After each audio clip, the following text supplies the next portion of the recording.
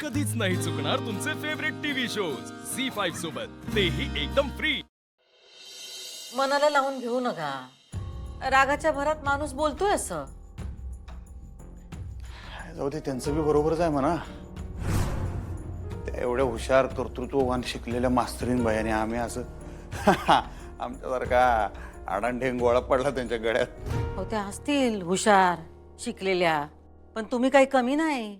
आणि शिकलेला माणूस शहाणा असतोय असं कुठे असतंय वय? हा, 9वी शिकलेला असताना आज तुम्ही करोडो रुपयांचा व्यवसाय एक हाती सांभाळताय का नाही? ते सांभाळतो. आणि तुमच्या लग्नासाठी महाराष्ट्राच्या कानाकोपऱ्यातून एवढी मोठी मोठी खानदानी स्थळं आलती.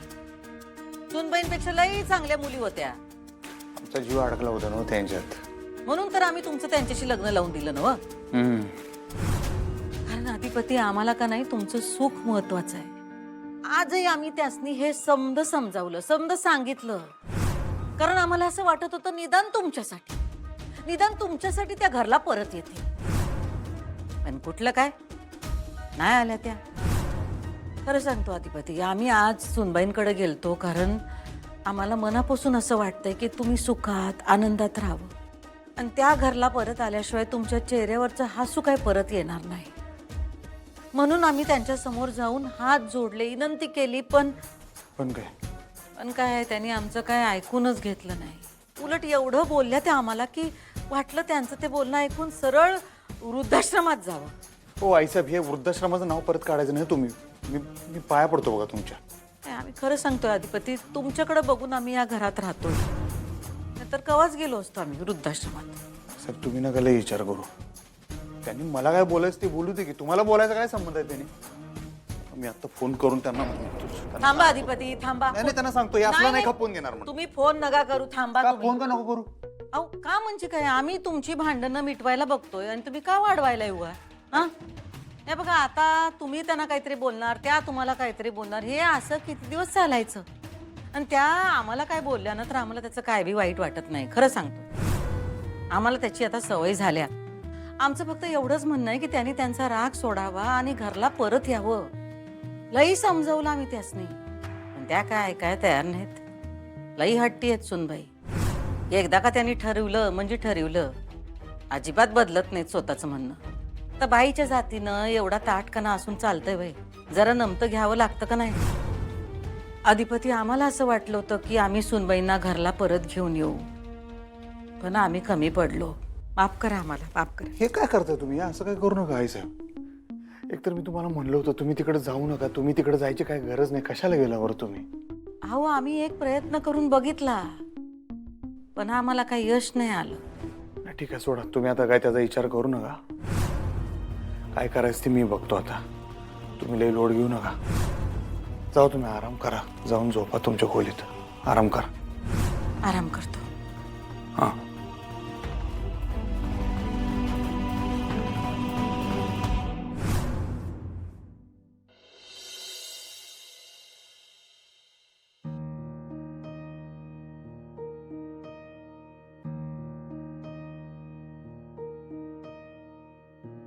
अधिपतींचा राग मी समजू शकते, पण कम्युनिकेशनच बंद करणं हा पर्याय नाही असू शकत. संवादच संपला की अजून गोष्टी कॉम्प्लिकेटेड होतात, गैरसमज होतात. हे सगळं अजून कॉम्प्लिकेटेड होण्याआधी मला सगळं सॉल्व्ह केलं पाहिजे. कारण आमच्या या भांडणामुळे आई बाबा पण स्ट्रेसमध्ये आलेत. तेव्हा हा स्ट्रेस मला लवकर संपवता येते. लवकरात लवकर अधिपतींना भेटून हा विषय मिटवता येते. काय करू, कसं बोलू, कधी बोलू, मला काही कळत नाहीये. तेव्हा शक्ती दे मला अधिपतींशी बोलता येऊ दे. अक्षरा, ये चहा केलाय ग. आओ, घ्या गरम चहा घ्या. Good morning. अगं इरा, कशी काय आलीस आज अचानक? सरप्राईज. म्हटलं शॉपिंगला बाहेर पडली आहे तर जाता जाता तुम्हाला भेटून जावं. ताईची पण भेट होईल.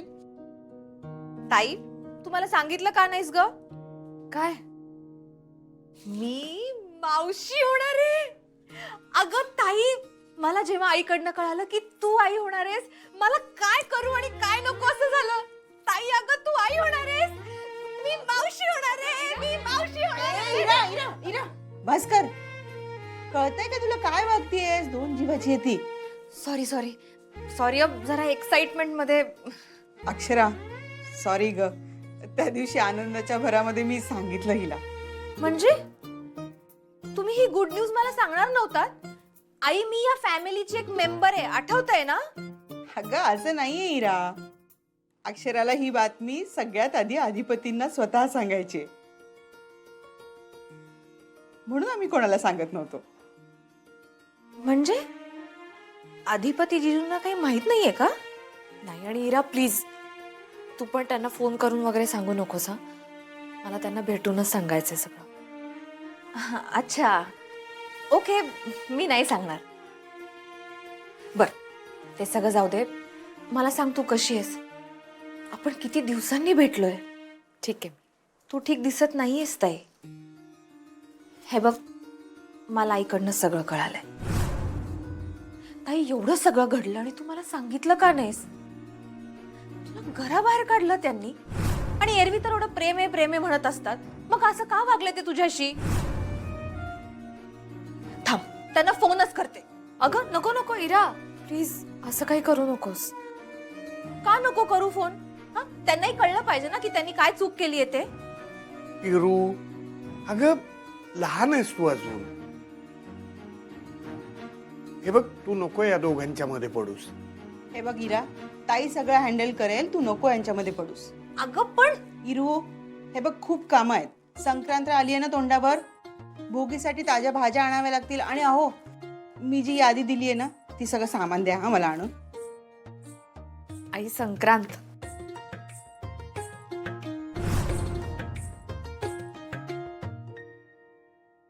ताई, आता काय करायचं ग? कशाचं काय करायचं? नाही म्हणलं, संक्रांतीचं काय करायचं? संक्रांतीचं काय? नाही म्हणजे संक्रांत साजरी करायची आहे ना व? असं काय विचारतेस? नाही म्हणलं, घरात कुणाचंच मूड नाही, समतीकडे असं सामसूम वातावरण आहे. म्हणजे बघ की, आता त्यात मास्तरीन नसल्यामुळं अधिपतीचा तर अजिबातच मूड नाही. मग संक्रांत साजरी करायची आहे का नाही? तू किती वर्ष राहतेस या घरात? लई वर्ष झाली की. मग तुला ठाव नाही, घरात काय बी झालं तरी कोणता बी सण साजरा करण्यात आपण कधीच कमी पडत नाही. हा, जा तयारीला लागा. आणि धनाजीला सांग, भोगीसाठी शेतातल्या ताज्या भाज्या आण. हा, आणि या वेळेस तिळाचे लाडू जरा जास्त करा. बर. आम्ही बचत गटातल्या बायकांना तिळगुळ वाटायला जाणार आहोत. जा, लाग कामाला. ती कुठली कामाला लागती या? फक्त तोंडाची वाप दौडत बसती. काम काय होत नसतंय तिच्याकडनं. बघ दुर्गे, तू बोलत बसलीस आणि आईनी सगळी भोगीची तयारी केली, वय ना ग? बाय बाय, आणलंय समद. जा जा, तिला जरा मदत कर. वय. संक्रांत आनंदात साजरी झाली पाहिजे. लागा लागा, कामाला लागा.